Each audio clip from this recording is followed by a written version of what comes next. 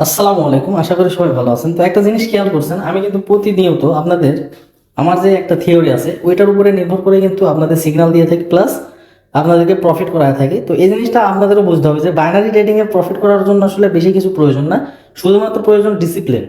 আপনাকে নিয়ম মানতে হবে এবং মানে খুবই নিয়ম অনুসারে যে কোনো একটা স্ট্র্যাটেজি নিয়ে আপনাকে প্রচুর পরিমাণে প্র্যাকটিস করে ওইটা দিয়ে কাজ করতে হবে, তাহলে আপনি এখান থেকে ভালো পরিমাণে একটা প্রফিট বের করতে পারবেন। এটা 100% সত্য।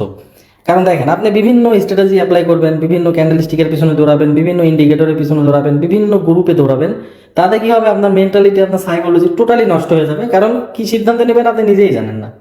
কিন্তু আপনি যদি একটা একটা স্ট্র্যাটেজির উপরে থাকেন, মনে করেন একটা ট্রেড লস হয়েছে, সমস্যা নেই, ওই সেম স্ট্র্যাটেজিতেই পরবর্তীতে যদি আবার ট্রেড নেন, 100% প্রফিট হবে। আপনি চাইলেও লস করতে পারবেন না।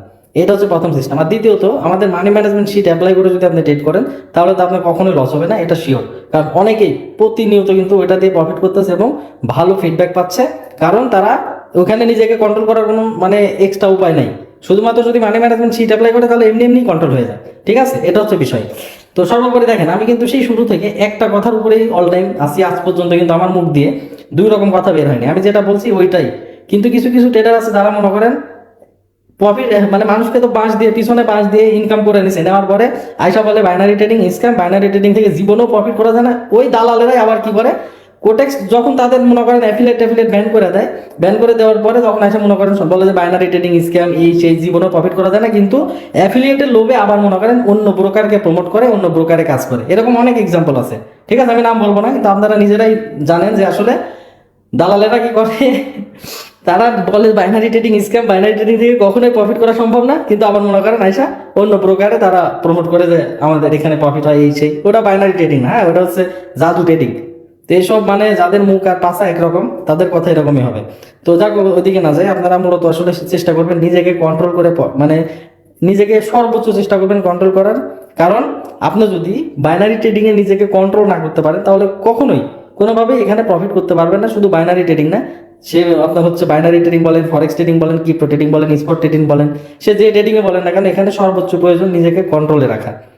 নিজেকে কন্ট্রোল না করতে পারলে আপনি কখনো এখান থেকে প্রফিট বের করতে পারবেন না। তো একটা জিনিস আসলে দেখেন, ট্রেডিং থেকে প্রফিট সবাই করতে পারেন, প্রফিট কিন্তু সবাই করতে পারে, কিন্তু ধরে রাখা কঠিন। মাস শেষে যে আপনি প্রফিটটা নিয়ে বের হয়ে আসবেন, এটা কিন্তু অনেক কঠিন একটা বিষয়। তো এখানে আমি দেখেন, এখানে একটা লেভেল ছিল, এই লেভেল থেকে আমি কিন্তু ডাউনে ট্রেড নিয়েছি, ফুলফিল ক্যান্ডেল তৈরি করছে, আমি ডাউনে ট্রেড নিয়েছি ডিপ প্রফিট। তো আসলে ট্রেডিংয়ে প্রফিট করতে বলছি বেশি কিছু প্রয়োজন হয় না, কিন্তু ধৈর্যটা অনেক প্রয়োজন।